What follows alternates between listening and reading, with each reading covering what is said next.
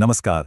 आज की इस चर्चा में हम एक बहुत ही दिलचस्प विषय पर बात करने वाले हैं। कक्षा 12 की समाजशास्त्र की पाठ्यपुस्तक भारत में सामाजिक परिवर्तन एवं विकास। सच कहूं तो यह सिर्फ एक किताब नहीं है, बल्कि एक ऐसा शानदार आईना है जो हमारे भारतीय समाज के लगातार बदलते स्वरूप को बहुत ही करीब से दिखाता है। एक उत्साही शिक्षार्थी के नजरिए से देखें तो ये समझना वाकई बहुत रोमांचक है कि हमारी शिक्षा प्रणाली हमारे समाज के साथ कदम से कदम मिलाकर कैसे आगे बढ़ रही है। तो चलिए, बिना किसी देरी के इस सफर की शुरुआत करते हैं।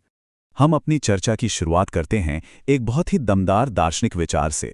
राष्ट्रीय पाठ्यचर्या की रूपरेखा यानी एनसीएफ 2005 का यह विचार कहता है कि बच्चों के स्कूली जीवन को बाहर के जीवन से जोड़ा जाना चाहिए। ध्यान लीजिए, ये महज एक वाक्य नहीं है, बल्कि शिक्षा की दिशा में एक बहुत ही साहसिक कदम है।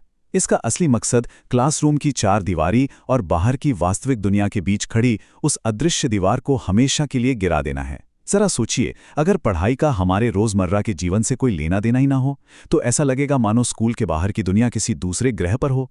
यह स्थिति कितनी नीरस होगी, है ना? अब इस पूरे विषय को अच्छे से समझने के लिए हम इन 5 मुख्य पड़ावों से गुजरेंगे। सबसे पहले शिक्षा का नया दृष्टिकोण, फिर एनईपी 2020 और नया पाठ्यक्रम, उसके बाद भारत का संविधान और समाज, फिर हम देखेंगे समाज में परिवर्तन के आयाम और आखिर में बात करेंगे वैश्वीकरण और जनसंचार के प्रभाव की। तो चलिए, सबसे पहले बात करते हैं हमारे पहले बिंदु की, शिक्षा का नया दृष्टिकोण।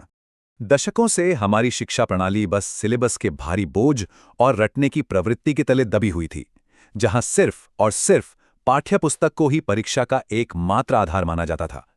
लेकिन अब तस्वीर बदल रही है।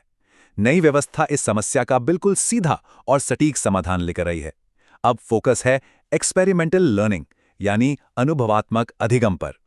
सीखने की प्रक्रिया को कल्पनाशील गतिविधियों के जरिए एक आनंददायक अनुभव में बदला जा रहा है। आखिर हमें अपनी आने वाली पीढ़ियों को सिर्फ रट्टू तोते थोड़ी ना बनाना है, हमें तो उन्हें नए ज्ञान का सृजनकर्ता तैयार करना है। आगे बढ़ते हैं हमारे दूसरे भाग की तरफ, जो है एनईपी 2020 और नया पाठ्यक्रम। अब यहाँ जो बात सबसे दिलचस्प है वो ये है कि सिलेबस को कम कैसे किया गया। इसके लिए बिल्कुल व्यवहारिक और सटीक मानदंड अपनाए गए। एनसीईआरटी ने बच्चों के कंधों से इस अनावश्यक बोझ को उतारने के लिए एक बहुत ही शानदार तरीका निकाला। अगर कोई टॉपिक बार बार रिपीट हो रहा है या उसे बच्चे अपने दोस्तों के साथ खुद ही आसानी से सीख सकते हैं, या फिर आज के समय में उसका कोई प्रासंगिक मतलब ही नहीं रह गया है, तो उसे बेझिझक हटा दिया गया है ना कमाल का प्रैक्टिकल कदम। ये छात्रों को रटने के दबाव से निकालकर रचनात्मक तरीके से सोचने का मौका देता है। अब आते हैं हमारे तीसरे विषय पर, भारत का संविधान और समाज। जब हम समाज के बदलावों की बात करते हैं तो भारतीय संविधान की उद्देशिका यानी प्रस्तावना सिर्फ एक कानूनी कागज नहीं रह जाती, बल्कि ये एक बहुत बड़े नैतिक कंपास या दिशा निर्देश की तरह काम करती है।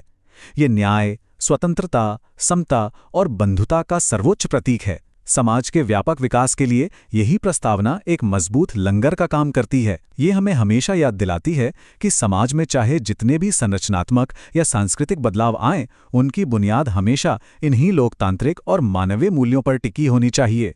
चलिए, अब नजर डालते हैं हमारे चौथे हिस्से पर, समाज में परिवर्तन के आयाम। पाठ्यक्रम में जो बदलाव हुए हैं उन्हें समझने का सबसे बेहतरीन तरीका है उन्हें इन 2 हिस्सों में बांट कर देखना, और ये वर्गीकरण इस बात को बहुत ही स्पष्ट तरीके से दर्शाता है। पहला है बुनियादी बदलाव, जो समाज की मूल संरचना और संस्कृति में आए बदलावों की बात करता है, और दूसरा है परिवेशीय बदलाव, जो हमें ये बताता है कि हमारी ग्रामीण जड़ों से लेकर आधुनिक औद्योगिक समाज की वास्तविकताओं तक का ये सफर कैसा रहा है। इस तरह से देखने पर हमें पूरे विषय का एक बहुत ही शानदार बर्ड्स आई व्यू मिल जाता है। और अंत में बात करते हैं हमारे 5वें और आखिरी विषय की, वैश्वीकरण और जनसंचार का प्रभाव। यहाँ हम 3 ऐसे विषयों की बात कर रहे हैं जो आपस में बहुत ही गहराई से जुड़े हुए हैं: वैश्वीकरण, जनसंचार और सामाजिक आंदोलन। ये तीनों मिलकर एक उत्प्रेरक यानी कैटलिस्ट का काम करते हैं। आज के दौर में देखिए, वैश्विक ताकतों और जमीनी स्तर पर होने वाले जन आंदोलनों के पास हमारे रोजमर्रा के जीवन को बदलने की कितनी अपार शक्ति है। एक छोटी सी खबर जनसंचार के माध्यम से पलक झपकते ही पूरी दुनिया में फैल सकती है और एक विशाल सामाजिक आंदोलन का रूप ले सकती है। बिल्कुल यही हमारे आज के समाज की सच्चाई है। इस पूरी चर्चा के बाद एक बहुत ही दिलचस्प और विचारोत्तेजक सवाल उभरकर सामने आता है।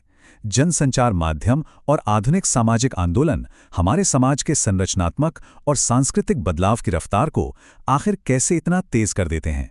इस पर जरूर सोचिएगा, क्योंकि ये विषय सिर्फ परीक्षा के लिए पढ़ने के बारे में नहीं है, बल्कि ये अपने आसपास की इस तेजी से बदलती दुनिया को समझने का एक नजरिया है। आशा है कि इस विश्लेषण से इस विषय की बुनियाद आपके लिए एकदम साफ हो गई होगी, जिससे अब इन विषयों की गहराई में जाना और भी मजेदार होगा।